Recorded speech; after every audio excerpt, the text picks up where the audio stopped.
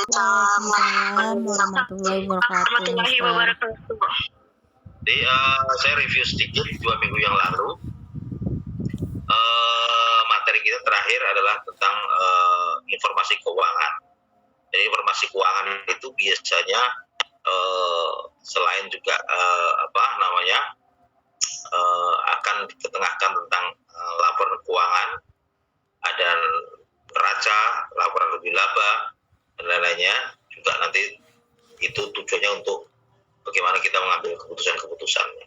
Nah, seperti saya katakan kemarin ya, contohnya ini tahun 2019 itu ada neraca ya dengan perjalanan waktu ya, ini tahun 2020 ini ada pendapatannya ini, maka ya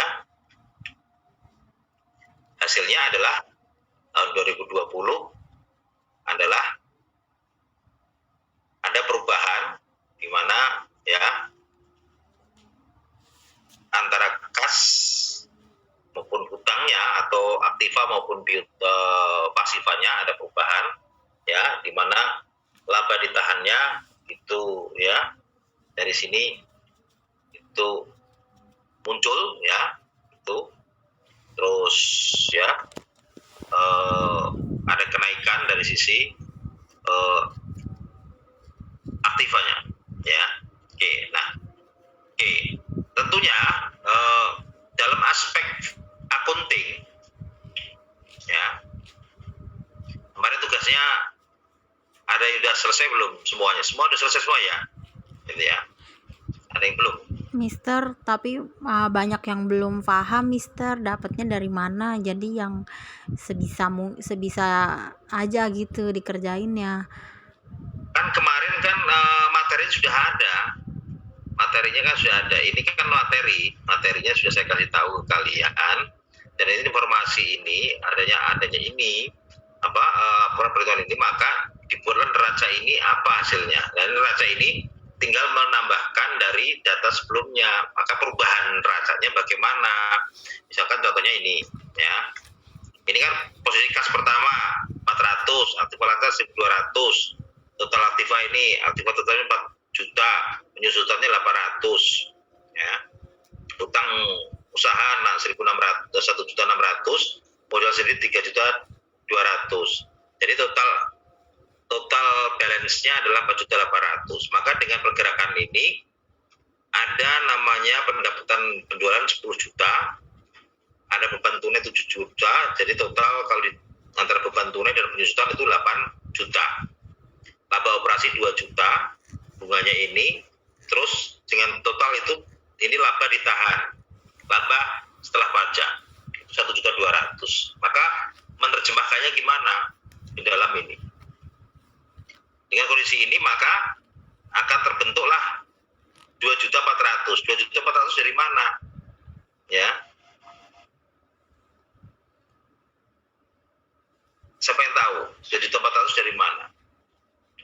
Kok tahu-tahu kasnya nambah dari 400 menjadi 2.400.000. Ada yang tahu? Ada paham? Dari sini kira-kira mana?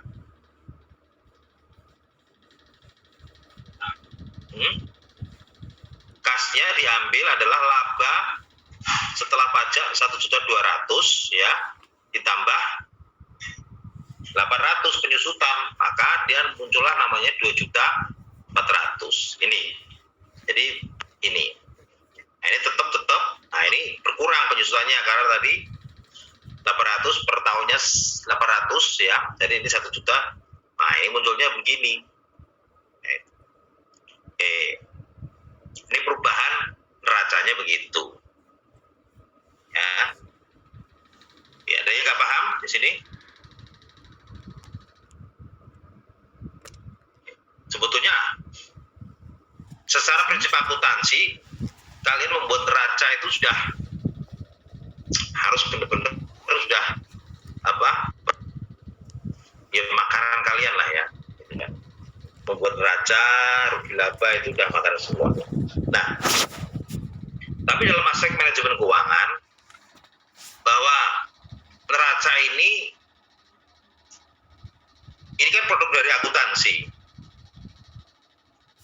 Dalam manajemen keuangan itu neraca ini penting untuk kita bisa mengambil keputusan. Pergerakan neraca ini ada masalah atau tidak. Jadi kalau dianggap ya 2019 dengan 2020, apa kita semakin baik atau semakin buruk? Nah, artinya laporan itu kita bisa analisis, gitu loh. Cara menganalisanya gimana? Ya,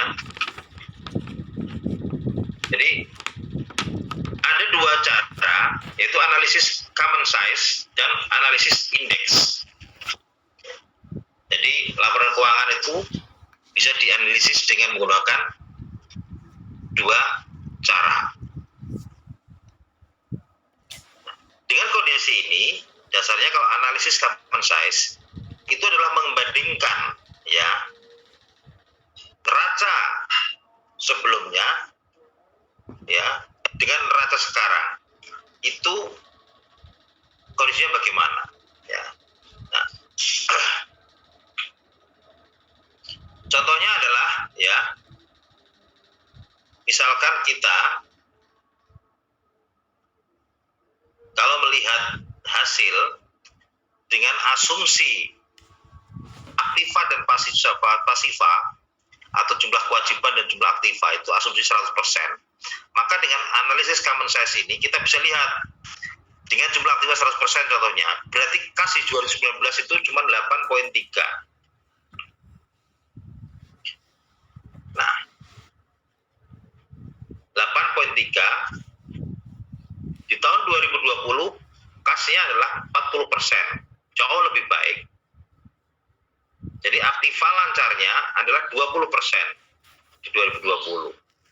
Nah, ini berarti kita bisa melihat 2020 itu lebih baik karena secara total aktiva lancar kita meningkat dari 33% menjadi 60%. Tuh. Ya. Aktiva tetap itu menurun dari 83% menjadi 66%. Karena memang ada penyusutan, ya, kita wajar lah ya. Ya. Itu aktiva data. Jadi aktiva itu kita bisa lihat ya nilai aktiva kita berkurang. Ya, itu. Nah, hutang usaha ya juga mengalami perbaikan atau peningkatan ya, peningkatan yang baik dari 33% menjadi 26. Ini berarti baik. Modal saham, nah modal saham memang ya itu juga ada penurunan ya 66 ya menjadi 53 ya itu. Jadi ada penurunan. Tapi laba ditahan ada kenaikan 20% dari sebelumnya tidak ada. Nah, ini ya plus minusnya di sini. Ya, itu. Nah, itu. Nah, ini artinya bisa dianalisis ya, nanti dianalisis kalau ya dengan kondisi common size ini kita bisa melihat neraca ini sehat atau nggak sehat pergerakannya. Kalau menurut sekarang ini makin sehat ya, itu bisa kelihatan ya, utang usahanya menurun tapi aktiva lancarnya meningkat, itu sudah kondisi sehat. Nah, okay. Dari laporan rugi laba dengan common size ini ya, itu juga menunjukkan penjualan ya itu 100% ya. Jadi asumsinya dari penjualan yang nilai absolutnya penjualan ya. Di penjualan itu kalau diasumsikan 100%, beban usaha 80%, ya laba operasinya 20%. Berarti ini beban usaha ini biaya-biaya termasuk bahan baku dan lain-lain itu adalah 80%. Nah, artinya perusahaan ini ya kita bisa melihat ya semakin beban usaha itu semakin rendah itu semakin baik ya, tapi dengan 80% pun udah bagus ya, menurut saya udah bagus. Itu contohnya. Oke. Nah, yang kedua adalah dengan analisa indeks. Kalau indeks ini dasarnya adalah absolutnya adalah itu tahun sebelumnya diindekskan 100% ya. Jadi dengan 100% diabsolutkan di tahun 2019 itu 100%, maka pergerakannya gimana? Ternyata 2020 mengalami kenaikan 600%. Ya, ini mengindekskan ya. Aktiva lancarnya juga tetap sama. Total aktivanya 200 ini. Aktiva tetapnya sama ya. Ini semuanya ini 200. Jadi ya, Anda bisa lihat ya, dengan perbandingan ini. Jadi ini apa? Tahun dasarnya itu tahun sebelumnya. Jadi menggunakan nilai absolut 100%. Gitu. Jadi nanti dibandingkan kalau hasilnya misalkan tadi kas 2019 dengan kas 2020 peningkatannya berapa persen? Kan dari 400 menjadi 2.400 berarti 600%. Nah, itu contohnya begitu ya. Nah, ini untuk kita bisa melihat ya kondisi baik dari sisi ya common size tadi maupun dari RSI Index ternyata neraca kita itu kelihatannya menunjukkan hal yang baik ya. Nah, indikator-indikator inilah sebetulnya alatnya dari manajemen keuangan. Jadi produk dari akuntansi itu kalau udah ada di manajemen keuangan itulah dibuatlah seperti ini untuk mengambil keputusan-keputusan ke depan terhadap rencana pengelolaan dana ataupun rising fund ya, mencari dana ataupun juga mungkin pembagian dividen dan lain sebagainya itu bisa dilakukan dari sini. Oke. Ini kita lewati ya. Jadi kalau nilai yang tercantum dalam laporan keuangan itu bisa jadi berbeda ya. Misalkan suatu perusahaan 2015 membeli tanah sebesar 50 juta ya. Di tahun 2020 nilai tanah masih tercatat 50 juta. Padahal ya kalau kita beli tanah pada tahun 2020 mungkin kita akan membayar 4 miliar. Nah, jadi nilai tersebut istilahnya nilai pengganti, replacement cost. Ya.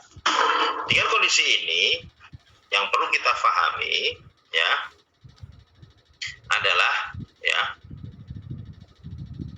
apakah kita harus membukukan ya nilai 2015 itu tetap sama sekarang?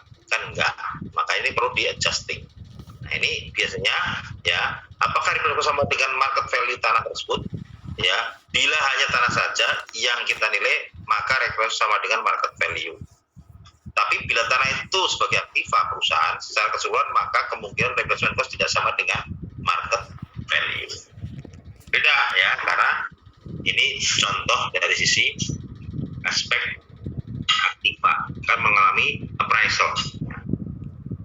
Contohnya ya, jadi misalkan persediaan, misalkan suatu perusahaan melakukan investasi dalam bentuk fotokopi, mengeluarkan dana yang membeli peralatan fotokopi 40 juta, membeli berbagai bahan habis pakai 5 juta, dan membeli gedung sebesar 455 juta. Harga gedung 300, tanahnya 150.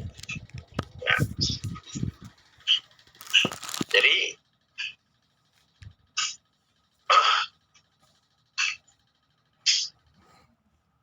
ini adalah contoh di mana persediaan ya itu terus termasuk tadi aktiva itu jadi 500. Maka dengan kondisi 500 juta ini itu kalau dihitung dengan laba maka akan ketemu ya tingkat keuntungan yang dipandang layak adalah ya 20%, maka dengan demikian nilai perusahaan akan sebesar 800 juta.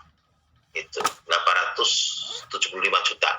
Ini yang layak. Jadi kalau kita nggak bisa mencapai ini, berarti kita ada masalah.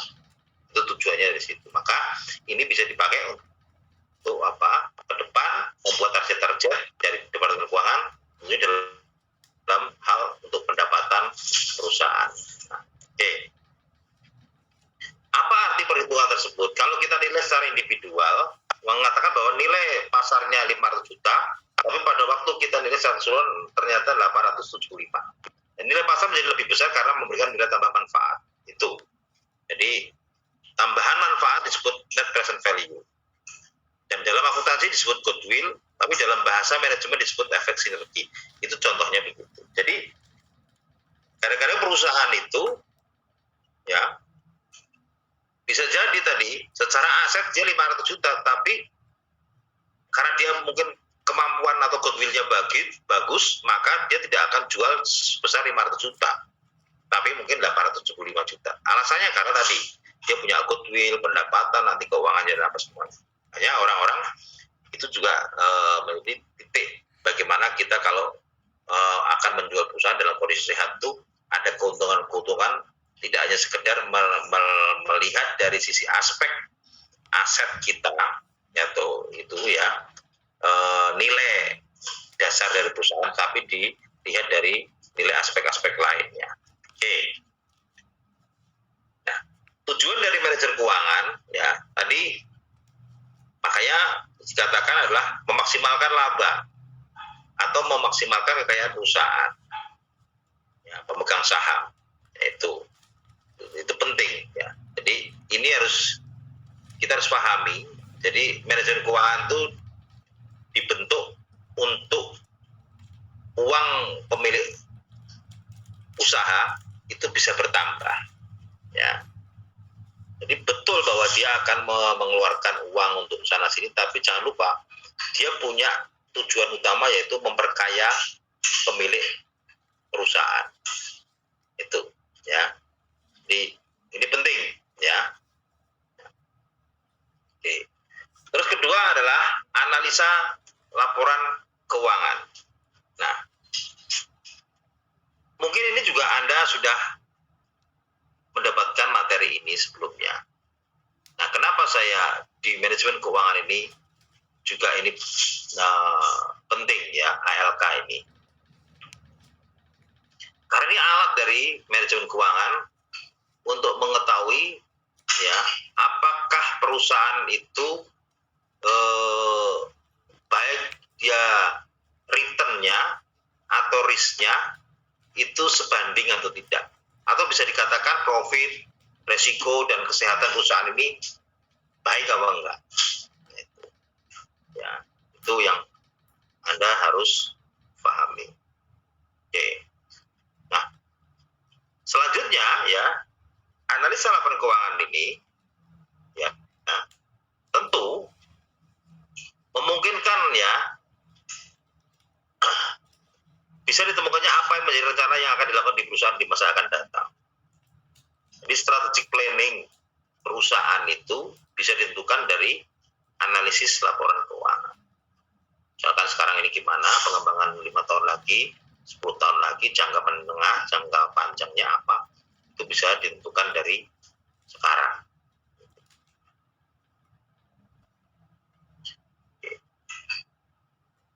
Pentingnya ya untuk laporan keuangan untuk mengetahui kondisi perusahaan.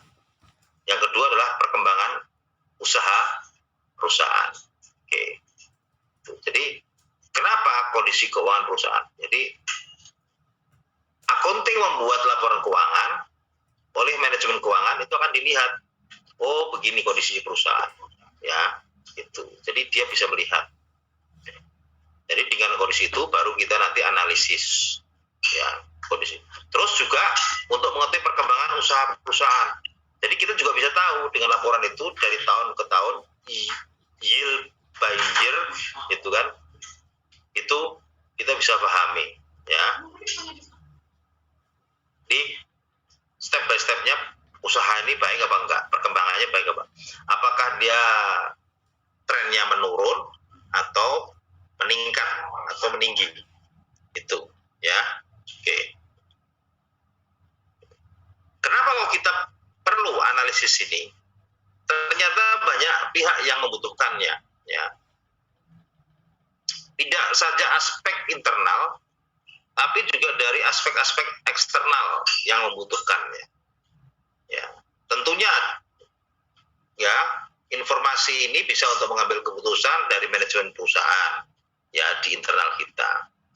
Kedua, pemilik saham atau investor, ya investor, ya. Yang ketiga adalah pemberi kredit bank. Ya, bank akan bisa melihat ya rasio likuiditasnya, misalkan apakah baik atau tidak baik. Itu kalau dia tahu cenderungnya negatif, maka bank tidak akan memberikan kredit. Ya, apalagi kalau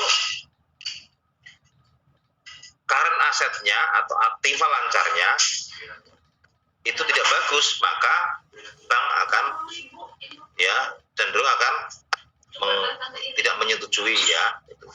Terus selanjutnya supplier ya, sama supplier ini kan nanti kan dari ujungnya adalah akan mensuplai barang atau material dan bahan baku kepada perusahaan. Manakala nanti informasi dari analisis keuangannya nggak bagus, maka supplier akan berat. Jangan-jangan nanti perusahaan saya nggak bisa kebayar ya, atau barang saya tidak bisa kebayar. Gitu. Ya, gitu. Belum lagi pemerintah dan pemilik perusahaan ya atau anggotanya lain. Jadi banyak stakeholder yang memang menginginkan manajemen keuangan itu bisa menginformasikan tentang analisis keuangannya tersebut ya. Jadi ini penting, makanya biasanya kalau kita mau kredit bank atau apa pasti ada laporan racanya dan apa, itu sebenarnya mereka akan menganalisis ya itu. Oke. Nah, tujuan umumnya adalah memberi informasi atau manfaat bagi investor, kreditor, pemakai lainnya sekarang atau masa yang akan datang ya.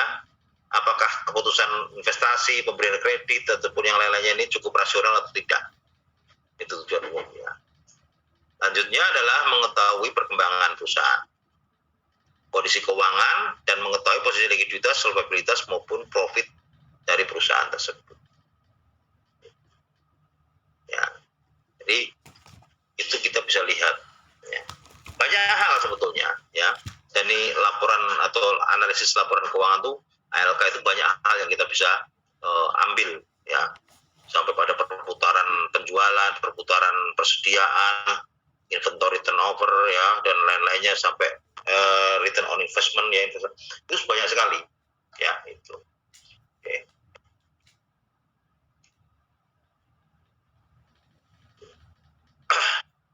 Jadi kalau dari laporan tadi ini ya ada neraca, laporan aliran kas, laporan berikutnya adalah pemerintahan dan laporan perubahan modal. Nah ini ya misalkan neraca, laporan rugi labanya, ini nah biasanya tetap keterbatasan laporan keuangan itu ya, karena laporan keuangan dibuat secara periodik, maka juga ini ada hal-hal yang mungkin datanya bisa bergerak. Jadi dalam angka laporan keuangan kelihatannya pasti dan tepat, tetapi sebenarnya dasar penyusunannya bisa menjadi ya berbeda ya itu dan lain sebagainya. Nah, ini tadi menggunakan analisa perbandingan dalam laporan keuangan ya. Nah biasanya itu tergantung dari ya perusahaannya ya, apakah dia apple to apple dengan industri sejenis, rasio industri, atau rasio perusahaan lain yang sejenis, saya perusahaan elektronik dengan perusahaan elektronik, atau rasio perusahaan sendiri dengan masa yang akan lalu, atau analisis tren rasio perusahaan. Ini bisa dipakai untuk benchmark ya. Jadi kadang-kadang kita menyatakan perusahaan kita bagus nih contohnya, tapi ternyata nggak bagus. Ternyata apa? Rasio industri kita paling rendah ya itu, atau bahkan tidak hanya industri, perusahaan jenis saja kita nggak kompetitif gitu loh ya. Ini juga bisa memungkinkan kondisi itu. Makanya apa? Seorang manajer keuangan atau manajemen keuangan itu kemampuan eksternalnya harus tinggi juga. Dia harus mampu mengcapture outlook keuangan baik itu lokal maupun internasional ya, dari segala aspek pemerintah, government ya, pertumbuhan sampai juga perkembangan atau ya, industrialisasi ya yang ada di negara kita. Itu harus nah, biasanya kalau kita nggak mampu, kita bisa meng-hire dari pihak eksternal data-data tersebut dari BPS contohnya, kalau kita masih mempercayai Badan Pusat Statistik Nasional, atau kalau enggak ya lembaga-lembaga survei yang kredibel di Indonesia misalkan dari kontan itu dari lembaga keuangan ya yang punya data dari banyak lah ya, itu yang bisa Anda pakai untuk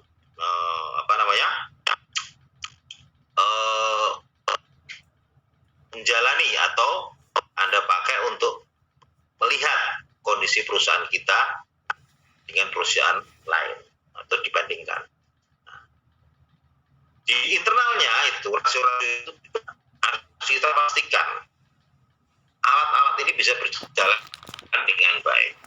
Misalnya rasio-rasio likuiditas, solvabilitas, aktivitas, dan semua progres yang ada belum menambahkan dengan rasio pertumbuhan dan rasio perkembangan. Begitu. Ya. Nah, ini alat-alatnya kalau rasio likuiditas itu apa saja. Jadi rasio likuiditas itu adalah membandingkan antara aktiva lancar dengan utang lancar. Ya.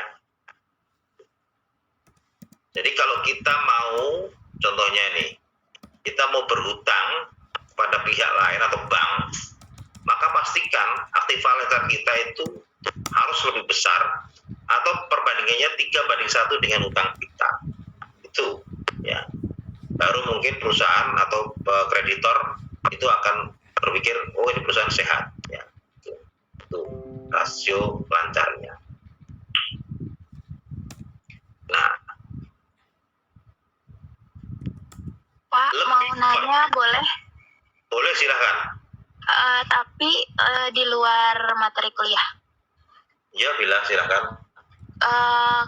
Kalau misalkan kita ambil kayak rumahan gitu, cicilan rumah, menurut Bapak dari segi perhitungan akuntansi, lebih baik kita ambil dalam tempo yang pendek tapi angsurannya itu lebih mahal, atau kita ambil tempo yang lama tapi angsurannya murah. Misal contoh harga rumahnya itu 170 juta. Terus kalau misal DP-nya kita udah siapin nih. Terus udah gitu angsuran per bulannya itu 10 tahun sekitar 2 jutaan. Tapi kalau misalkan 15 tahun itu sekitar 1,5. Menurut Bapak dari segi perhitungan akuntansi gimana? Soalnya saya punya teman, dia kerja di audit apa gitu. Dia bilang sih katanya lebih bagus ambil tempo yang lama, karena kita kan penghasilan kita kan semakin lama kan bakalan semakin naik, belum nggak mungkin semakin turun kata gitu. Jadi kalau misalkan hitungan gitu, jadi apa ya, maksudnya kita nanti kan kedepannya bakalan gajinya bakalan semakin besar, jadi kita ambil aja tenor yang semakin lama, nggak apa-apa cicilannya murah kan. Gitu ya Pak, jadi benar ya Pak ya, berarti ambilnya yang lama aja, nggak apa-apa cicilannya murah. Pertanyaannya apakah lebih, ya enggak juga, lebih efisien yang mana gitu kalau, maksudnya?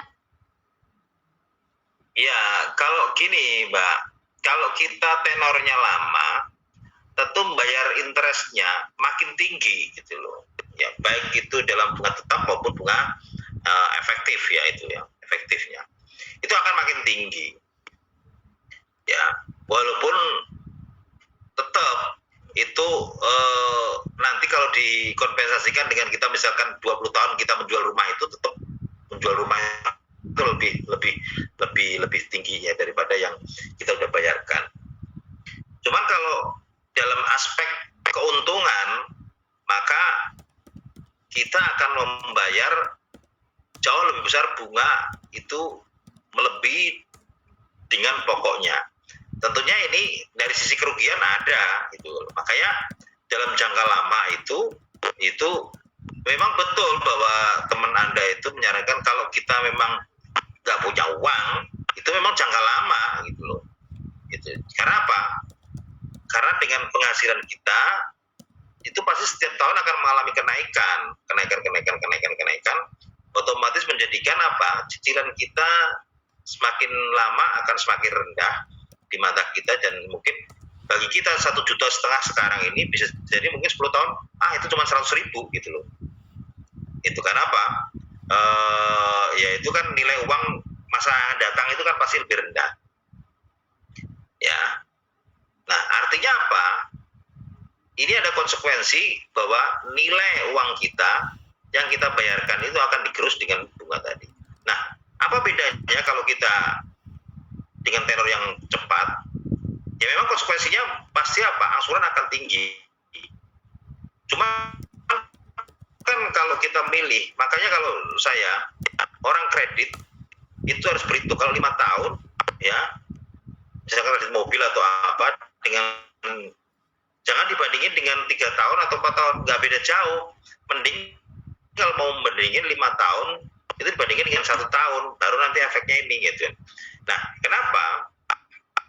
Secara ini uang kita tidak akan banyak kemakan dengan interest tadi.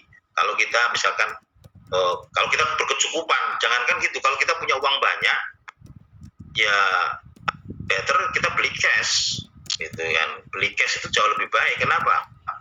Kita bisa memanage investasi kita ke depan itu, uang itu ya, dengan properti kita sudah tidak dikenain dengan biaya-biaya beban-beban atas bunga tadi yang akan mengurangi profit kita.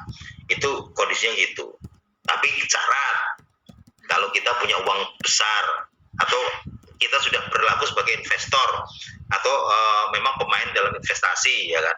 Tapi kalau kita memang pengen KPR, pengen punya rumah, uang tapi nggak punya, ya memang harus apa? Anda harus menghitung ya, itu 10 tahun, 20 tahun itu jauh lebih baik daripada di waktu yang pendek. Karena apa? Kemungkinan potensial Anda gagal bayar, gagal angsur bisa beresiko gitu loh. Tapi ya memang ada plus minusnya. Makanya orang-orang kayak negara itu biasanya utangnya jangka panjang, takutnya gagal bayar gitu loh ya. Indonesia ini biasanya utang utang luar negeri itu rata-rata mungkin ada yang 20 tahun kayak gitu. Ya memang itu pun bayar bunganya aja Anda bisa lihat. Indonesia itu setiap tahun bayar bunganya aja 300 triliun gitu kan. Nah, itu bayar bunganya yang Pak, itu kan kalau misalkan kita ambil rumah, kita punya tabungan, kita pengen punya rumah subsidi atau non subsidi gitu kan. Yeah. Nah, ini ada lagi saya ada niatan, misal nih Pak, saya ambil pinjaman ke bank sekitar 150 juta. Terus saya renov kontrakan saya. Jadi bayarnya itu dari kontrakan. Itu efektif yang mana Pak? Jadi gini, saya ambil pinjaman nih dari bank 150 juta. Terus saya benerin rumah saya di sini, sama saya renov kontrakan karena kan saya punya ada kontrakan di Cengkareng itu tahunan. Mau saya rubah jadi bulanan. Jadi niat saya itu kontrakan yang di Cengkareng itu saya ubah jadi bulanan, saya bikin 2 pintu. Jadi kalau misalkan angsurannya itu 2 jutaan, dari situ aja ngambilnya. Nah, rumah yang di sini yang saya tinggalin sekarang, yang mau saya renov, mau saya kontrakin lagi, terus uangnya buat bayar cicilan yang rumah yang mau saya ambil di perumahan. Itu gimana Pak? Ya nggak apa-apa, itu bagus. Itu berarti manajemen keuangan itu ya.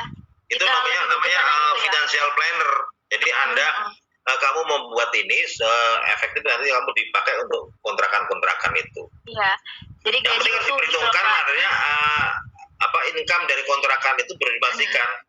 Karena kan kontrakan bisa saja okupansi rate-nya itu kan tidak 100%. Bisa saja nanti dalam setahun jangan-jangan ada jedanya 6 bulan. Kosong itu bahaya gitu loh. Iya benar-benar. Makanya saya ambil angsurannya harus yang sesuai dengan budget gaji saya ya. Takutnya harus saya bisa bayar. Terima kasih ya Pak. Ya, penjelasannya.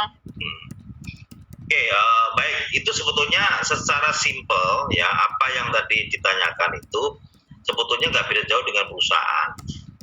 Ya, dalam baik itu menarik kredit ataupun dalam pembiayaan dan apa semuanya, itu memang aspek-aspek itu harus dipahami. Artinya tidak mesti haram, ya artinya kita melakukan utang tapi dalam jangka panjang, ya karena itu juga agak haram. Tapi strategi perusahaan itu beda-beda. Jadi kalau dia mau hutang jangka panjang itu bentuknya bukan kredit bank, bukan. Itu yang mekanisme perusahaan lakukan itu bukan bank. Bank itu rata-rata kreditnya adalah jangka pendek, ya paling banter 5 tahun, atau dana yang sifatnya temporary. Karena apa? Bank itu memberatkan. Nah, bagaimana perusahaan itu akan menjalankan utang, menarik dana dalam jangka panjang, tapi tidak punya kebebanan untuk hal-hal seperti bank tadi? Maka dengan menerbitkan obligasi, ya, atau saham, contohnya itu, ya, itu contohnya begitu. Maka ini strategi keuangan itu, ya, kalau kaitannya saham kan kepemilikan, kan mungkin terbatas. Tapi kalau dalam obligasi ya kita bayarlah, tapi dalam jangka panjang. Kewajiban jangka pendek itu bisa ditunda. Beda dengan bank. Selain juga kalau bank ini persyaratannya memang ya tadi harus melihat current ratio maupun cash ratio. Apa kan kadang-kadang bukan lagi current ratio tapi cash ratio. Jadi kalau current ratio ini kan ada persediaan dan lain-lainnya. Ya, tapi persediaan ini kan kadang-kadang juga sulit untuk kita jual. Maka bank kadang-kadang mensyaratkan cash ratio lebih strong lagi, lebih strict lagi. Dan kita yaitu ada uang kamu dan di bank kamu tuh ada berapa dibanding utang, perbandingannya berapa itu, ya, itu harus dipahami, ya. Oke, itu kalau likuiditas ini biasanya kaitannya dengan memenuhi kewajiban yang harus dipenuhi dengan pihak lain atau dengan kreditor, ya, itu biasanya menggunakan cara ini. Ini juga hati-hati, makanya kalau kamu misalkan punya penghasilan 10 juta, utang kamu misalkan 8 juta, itu udah gak sehat. Makanya yang sehat gimana? Kalau kamu punya penghasilan 10 juta, maka hutang kamu paling maksimal adalah mungkin 2 juta sampai 3 juta. Minimal 30% lah. Sehat. Jadi 70%-nya pasti kamu dalam bentuk kas untuk bank yang kamu bisa manfaatkan. Jadi kecukupan kamu, rasio kecukupan kamu itu mampu. Jadi itu juga harus dilihat dari faktor-faktor itu, ya. Apalagi kalau kamu bisnis, tentu hitungannya tidak hanya melulu itu, tapi disimulasikan kayak tadi kos-kosan atau kontrakan itu setahun itu sudah penuh apa enggak? Kalau nggak penuh, bagaimana backup untuk kewajiban itu? Oke ya, nanti ini kita masuk lagi ya. Ini waktunya tinggal kurang dari 1 menit. Nanti kalau ininya off, kita masuk lagi ya. Oke. Baik, selanjutnya adalah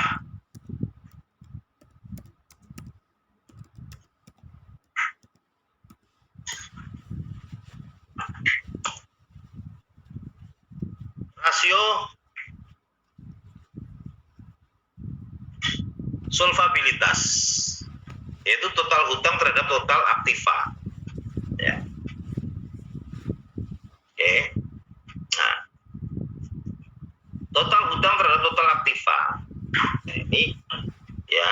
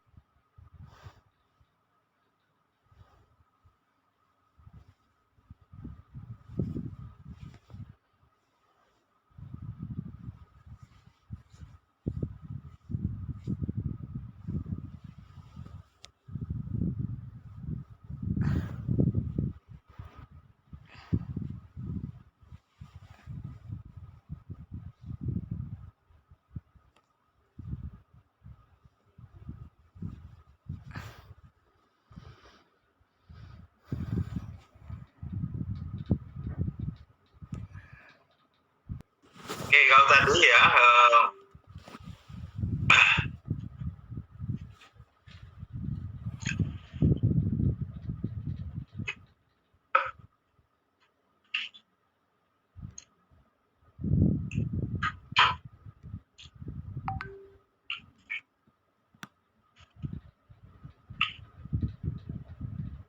jadi kalau tadi itu rasio ya likuiditas ya. Berarti yang harus dipenuhi. Nah, sekarang solvabilitas adalah kemampuan perusahaan untuk memenuhi seluruh kewajibannya. Jadi tidak hanya hutang, ya itu, tapi seluruh kewajibannya, ya, semacam, ya. Jadi makanya cara mengukurnya adalah total hutang dibagi dengan total aktiva. Jadi kewajibannya itu bisa pihak dengan pemilik saham, termasuk karyawan, ya, lain-lain, pajak dan lain itu caranya begitu. Ya. Nah, juga kalau kita ingin tahu ya berapa pendapatan ya atas bunganya, ya. Jadi ini juga bisa dilihat dari EBIT-nya dibagi dengan bunga, termasuk fixed charge coverage-nya, ya, earning ya before interest and tax plus biaya sewa, ya, dibagi dengan bunga plus sewa.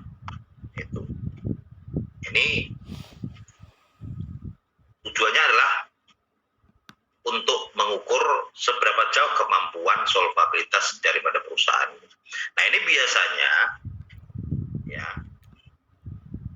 perusahaan yang menghadapi masalah-masalah besar dalam perusahaan cenderung mulai sulit untuk beroperasi, bahkan cenderung mau dipilotkan, maka biasanya kurator akan melihat ini rasio solvabilitas ini, ya. Karena ini akan dibagi, ya, kecukupan ini, ya. Itu. Makanya kadang-kadang ini adalah menjadi celah dari mereka para pemilik modal untuk mempilotkan perusahaan, ya, dikala perusahaan ini secara solvabilitasnya masih bagus. Nah, tujuannya apa? Dengan pilot itu ada kewajiban yang tidak bisa dipenuhi lagi oleh perusahaan tersebut, ya, kecuali kewajiban yang mungkin membayar pesangon karyawan dan apa. Tapi kalau kewajiban supplier sudah nggak perlu, tidak wajib lagi dipenuhi lagi.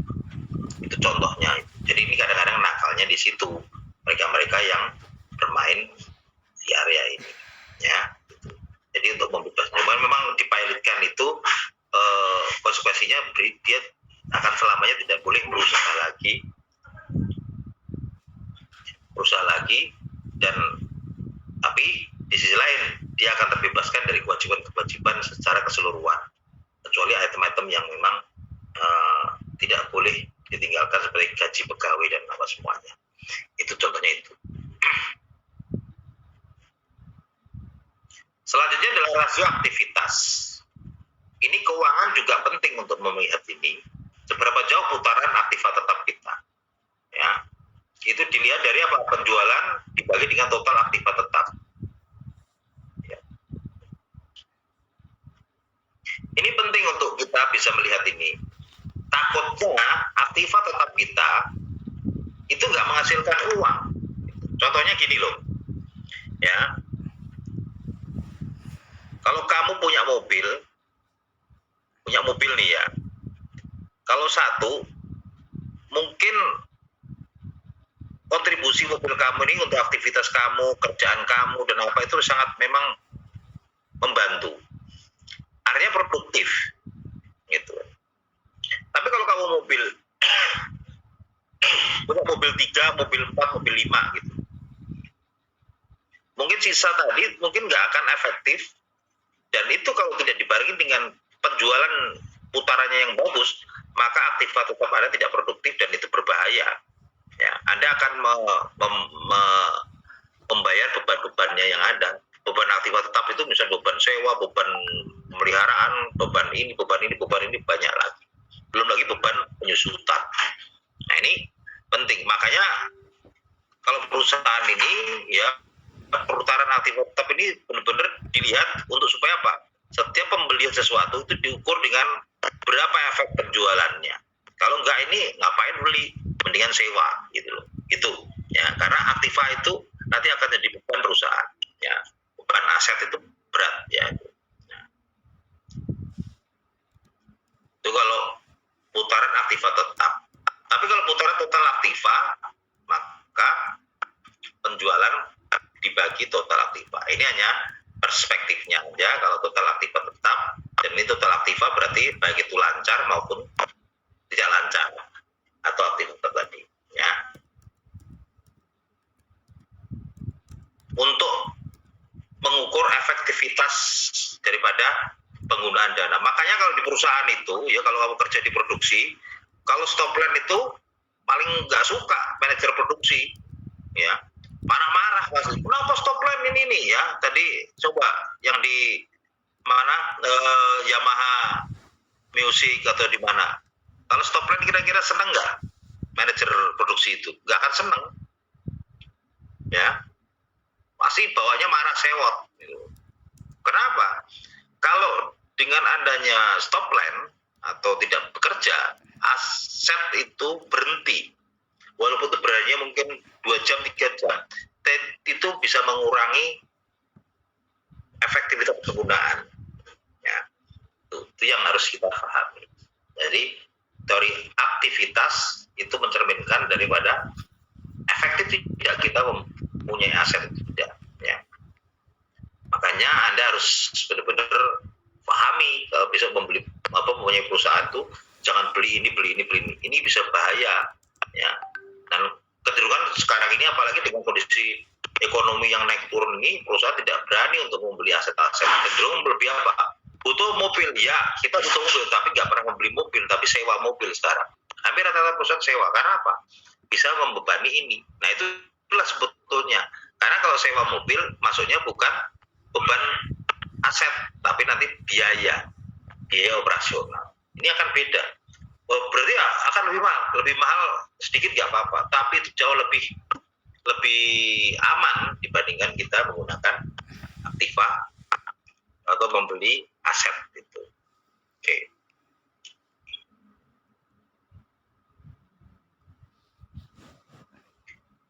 Selanjutnya adalah juga termasuk perputaran piutang. Karena penting nyawa kita itu juga di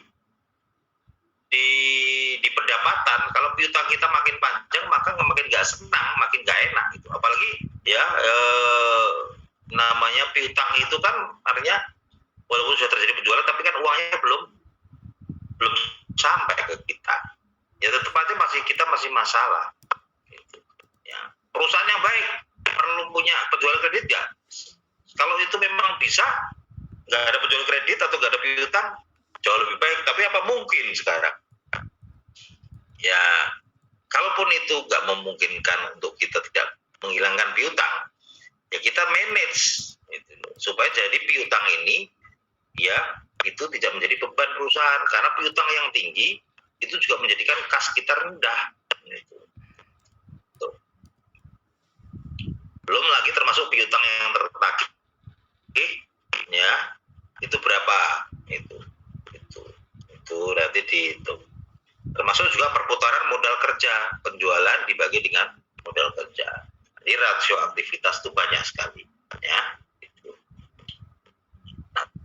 Nah, juga kita harus kemampuan untuk mengukur perusahaan dalam memperoleh laba.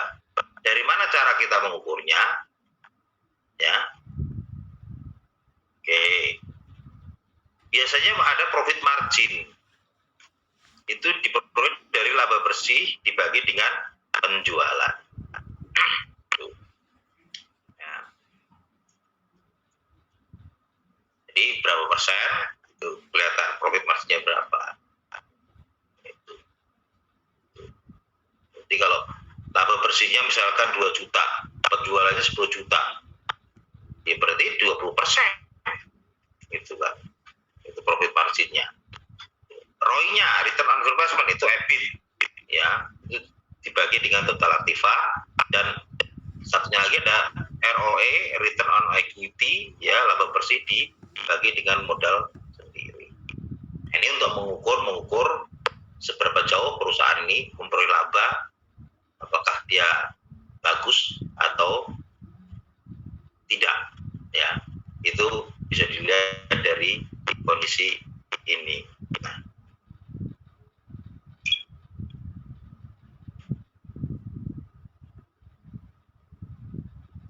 ini contoh, ya, kalau kita, ya, punya neraca, ya, datanya seperti ini, maka, ya,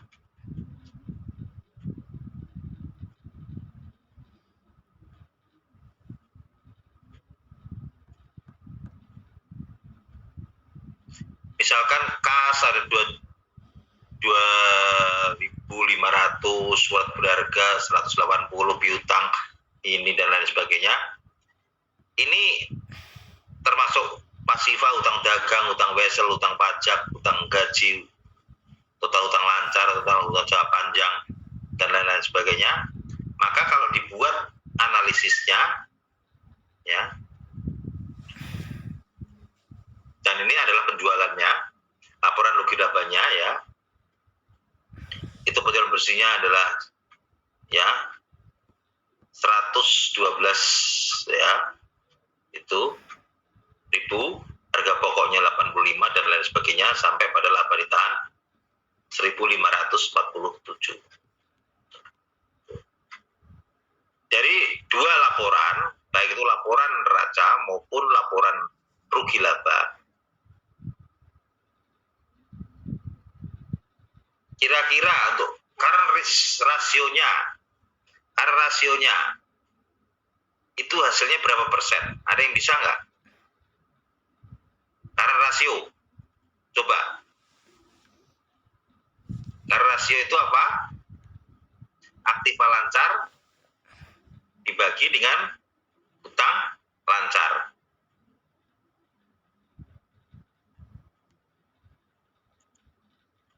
Coba dua aja. Hitung coba, current rasio sama quick rasio. Coba. Nanti kalau udah tahu informasi ke saya berapa nilainya.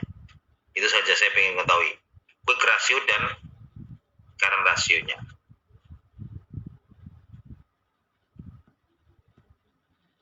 Oke, siapa yang udah ini?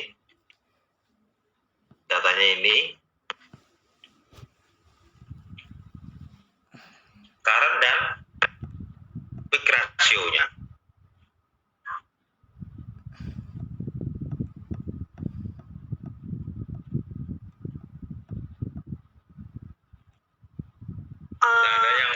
Pak lancar sama dibagi ini ya Pak, utang lancar ya Pak.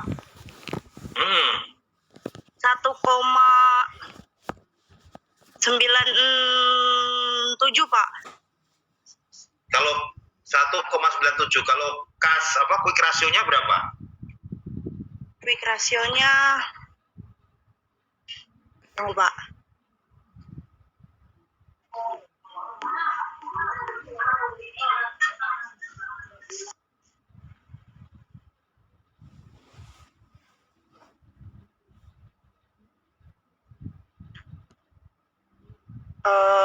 Sebentar, 540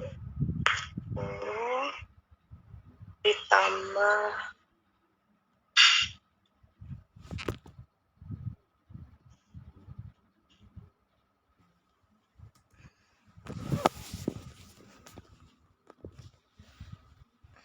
0,81.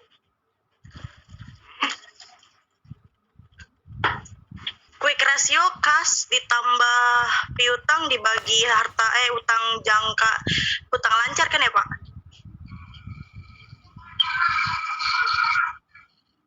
Surat berharga itu masuk apa enggak?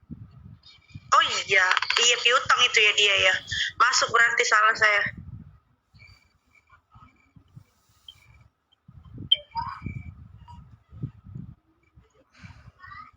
Delapan 32 dibagi 25 523 0,88. 0,88. Iya, kan kas ditambah akun receivable ditambah surat berharga ya dibagi current liabilities utang lancar ya Pak. Jadi pertama tadi 1,9. 1 ya 9. Yang kedua 0 poin berapa? 88. Oke, yang lain ada? Ya, oke. Kita lihat aja. Nanti lainnya kamu bisa untuk belajar sendiri-sendiri. Iya Pak. Nah, ya. Jadi 1,96% tadi. Kamu 97 mungkin pembulatan, oke lah ya. Iya saya bulatin emang Pak Terus soalnya. pertama adalah ya. Kedua adalah 88 tadi ya. 88. Benar ya? Oke. Berarti ya quick ratio itu perbandingannya adalah ya total aktiva lancar dikurangi persediaan. Jadi piutang surat berharga kas itu termasuk ya quick yang bisa diuangkan cepat. Jadi hitungannya adalah ya 96 dan semuanya. Nah, ini semuanya, jadi kamu bisa lihat dengan analisis ini kita bisa melihat current rasio kita 196% dari total hutang. Ya. Nah, quick ratio kita memang di bawah 100%. Tapi kembali lagi saya katakan, ini memang beresiko, tapi dengan operasional masih memungkinkan ini tidak gagal bayar. Ya. Karena apa? Persediaan kita masih banyak tadi. Tapi kalau secara total dari ini kita bagi. Tapi kalau untuk supaya kita cuma ingin kehati-hatian, kalau kita kemampuan kita rendah, jangan utang banyak-banyak, maka lihatlah quick ratio kita. Kalau 88% berarti tidak 100% kita bisa membackup utang kita. Itu juga berisiko untuk gagal bayar. Nah, perputaran piutang kita itu adalah ya 6,5. 6,5 ini berarti ada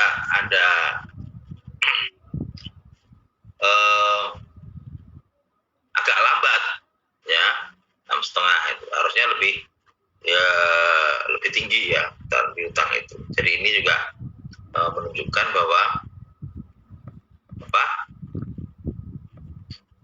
piutang kita itu juga nanti bisa membebani ya, itu walaupun kita tahu tapi resikonya pengurutan piutang itu harusnya makin tinggi ya, itu makin tinggi nilainya ya. Itu harusnya apa? Kalau bisa piutang kita makin rendah, jadi putarannya makin tinggi. Nah, periode pengumpulannya, nah ini bener kan? 58 hari, berarti hampir piutang itu tertagihnya hampir 60 hari semuanya. Nah, resiko, ya. Harusnya yang paling ideal ya 30 hari aja sudah maksimal itu. Kalau bisa kurang dari situ. Ya.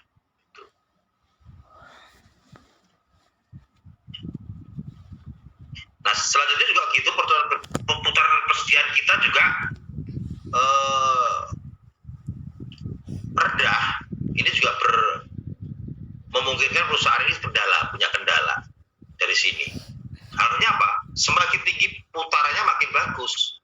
Nah, ini buktinya dari persediaan di gudang Anda bisa lihat 115 hari. Ini beresiko, berarti lebih dari 90 hari. Di aging stok kita, rata-rata persediaan kita itu ngendep 3 bulan lebih. Anda bayangin 30 3 bulan baru keluar, 3 bulan itu beresiko ya. Yang harus